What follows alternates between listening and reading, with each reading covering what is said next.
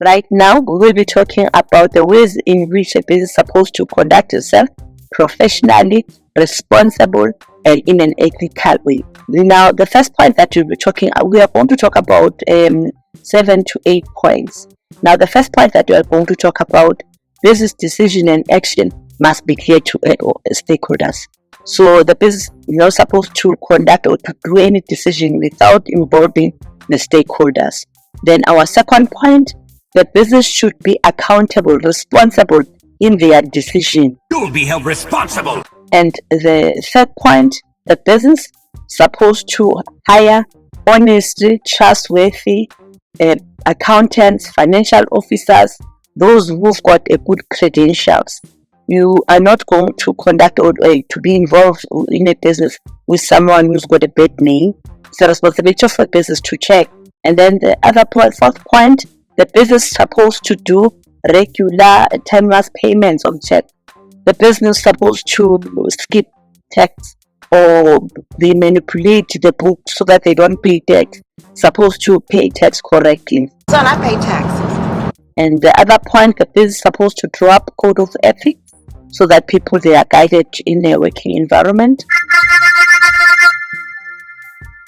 And then the other point, the business is supposed to develop their workers, continuously train their employees, so that if it's trained your employees, then your employees they gain confidence during their production process. Therefore, as a business, to maximize on the profitability. And the other point that's supposed to be done by the business management is supposed to perform an appraisal for their employees, so that those employees they become motivated. It will depend on the type of work that is given by that employee. Performance reviews. If employee is doing good, so that one will earn good points. If one is not doing good, then that one won't receive good points. I got a decent raise. And the other point, the business is supposed to have an adequate internal control, evaluate, monitor their systems, monitor their things, how do they do their operations. It's the responsibility of the business. And the other point, the business is supposed to treat workers with respect, dignity, and they're supposed to recognize good work. Great job, everybody. Great job. If an employee has done good, they supposed to give that one credit for doing good. Oh, great job, Mateo. Great job. And the last point, the business is supposed to treat all employees equally, regardless of color, not discrimination. In other words, it's supposed to treat everyone equally, regardless of race, color, gender, disability. Those are the points that we'll be talking about in terms of the way in which a business is supposed to conduct itself professionally, responsible, ethical, and effectively. Therefore, now we'll be talking about 3 types of unethical business practice. Now, when we talk about unethical business practice, we are talking about the conduct that is done by the business. We are going to talk about 3 things. That will be unfair advertising by the business, that is unethical conduct. Pricing of the goods in the rural areas, that will be unethical business practice. And the last one, we are going to talk about tax evasion. And okay, we are going to, let me explain the first one. Unethical advertising. Now, when we talk about unethical advertising, we are talking when the business advertise a harmful product as good. Therefore, they are doing unethical. Or the other point, when they are falsifying, misleading statement in terms of maybe they are advertising a product, they mislead the consumers about or give negative information about the product, that is misleading statement, that is unfair advertising. And then the other unfair advertising, when the business make unwise advertising choices, or maybe they're under pressure, they just want to make profit, and then they come up with unwise decision. That is not acceptable when you advertise. And let me give the example of unfair advertising. The first point, giving goods deceptive names, false labeling. That is unfair advertising. When you are advertising second-hand goods as new, you know that car it was used for how long, therefore you advertise it as a brand new car. You can't do that. The other third point, when we exaggerate, giving false promises to customers, that is not acceptable. When we are using fine print so that the customers, they don't see when you advertise. You put the fine words so now they can't see. Therefore, we are giving wrong impression about the business. That is false advertising. When you are criticizing your competitors, therefore, we are doing unfair advertising. Or exploitation of children, lack of understanding, on which sense you make an advert. There was a time when Nando's make an advert where chickens were having sex, meaning that their chicken, they multiply, they're going to have more chicken. So it's not good for young kids. So now they're giving kids the step knowledge of kids. That type of an advertisement was not accepted. That is example of unfair advertising. Therefore, now we are going to talk about strategies to deal with unfair advertising.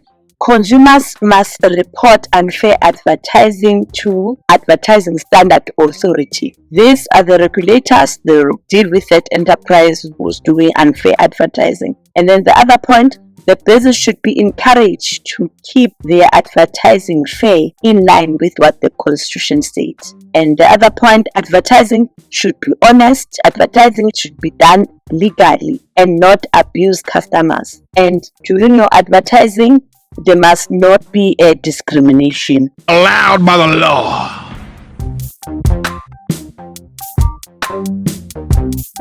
The challenges that are caused by different pricing. Most of the time, the producers or the manufacturers or the people who are selling, when they sell their product in the rural areas, they want to charge more for the commodities. Most of the time it's because of the transport cost of infrastructure. There are holes, there are when they deliver those goods there. So now the sellers, they decide, no, let us price those items to be high. The law does not agree on that. The law says the price, whether it is in a rural area or in an urban area, they're supposed to have same price, right? And then now, let us go now to the strategies to deal with pricing in rural areas. As we spoke, that the businesses, they feel obligated, they feel they have to charge their price very high because of infrastructure, because of long journeys that they're supposed to take to go to their petrol fees and what. But the strategy to deal with it, the business need to come together, the suppliers, and clap on and try to deliver in a bulk there at them. Together. They must come up with systems of making sure that they charge fair market related prices, and then the business is supposed to avoid unethical business practices to attract customers' loyalty. And the other thing that can be done by the business in terms of charging high price in rural areas, they may try to lobby. You remember clever lobbying? To lobby is when you come with a system to try to force the government to change their laws. Maybe they can try to force the government to change those, to fix those infrastructure. When they go there, then they don't have a problem.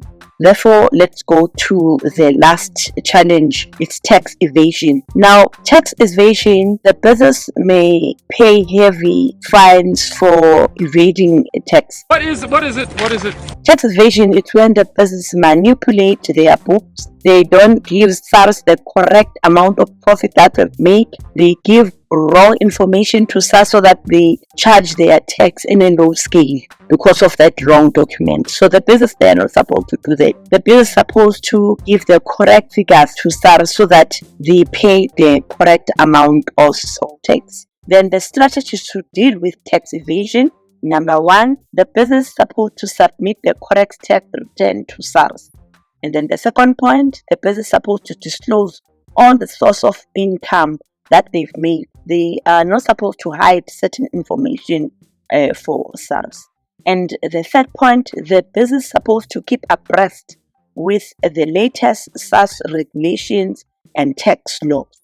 And then the fourth point, the business that have evaded tax should apply for amnesty. In other words, the business who have falsified the statements, they need to declare, they need to go back to SARS and declare it and pay correct tax.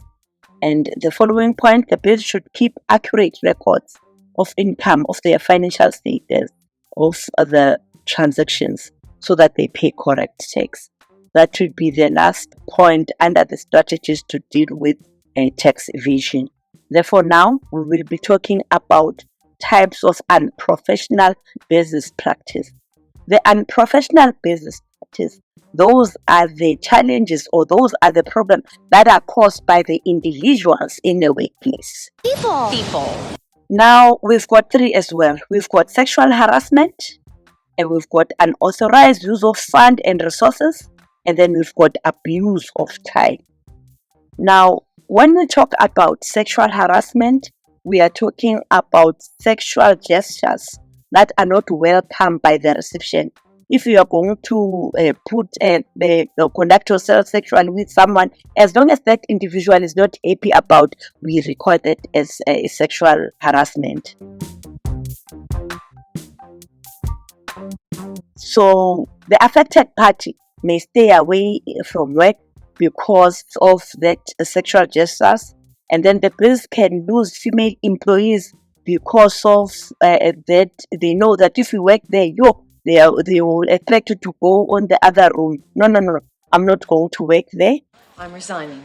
And then sexual harassment causes discomfort, humiliation by negative effects work-related environment.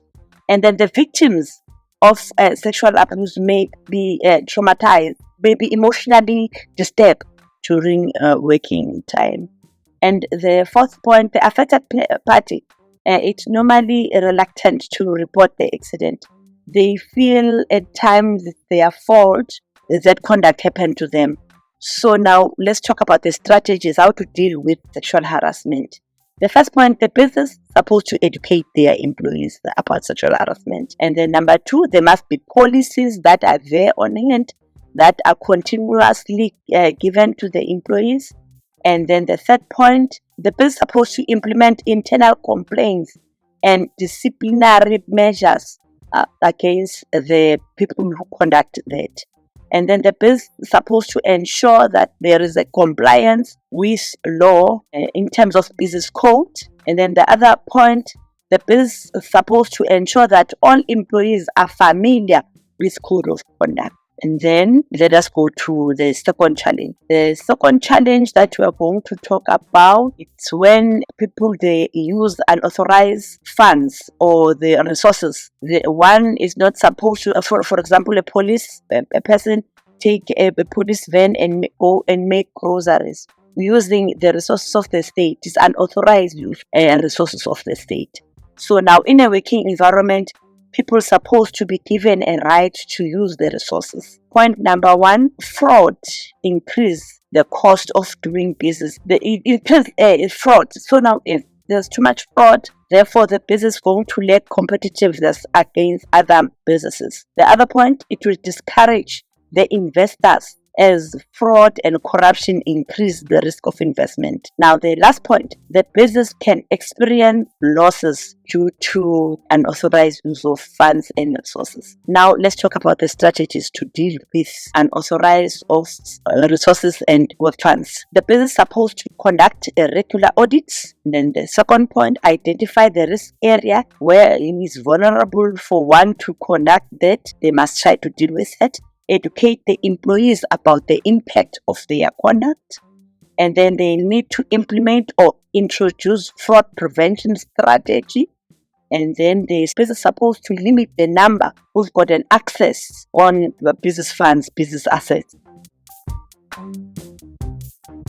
Our last challenge, it is abuse of work time. Now, abuse of work time, guys, it differs depending on the employees. Being an educator like myself, I would take a working time, make myself a wonderful tea, drink during working time. I'm abusing work time. It may result to employees often abusing work time. Why are you not working? Our second point, abuse of work time could result in losing customers or not meeting the deadlines, because by the time you're supposed to work, you're busy with your own things. And the third point, wasting time costs the business money. By the time one's supposed to be productive, one is doing certain other things. Then the last point now, effective customer service may not be rendered to customers, because by the time you're supposed to render this service, one is busy with his errands. And then the strategy to deal with abuse of work time. First point, you need to speak directly to that employee. We need to talk. Don't generalize in the meeting, say, workers, you do the you need to go directly and speak to that employee who abused work time. One point, you need to monitor the employee to ensure that tasks are completed on time. Then the third point, you need to remind the employees that if the profit decreases, it means less bonus for themselves. Also, there will be no bonuses. And the fourth point, code of conduct should be continuously reviewed to the employees. The last point, the structure of working hours should be freely available to the workers. That will be our last point. Thank you very much for watching our video. I would appreciate again if you subscribe to our channel.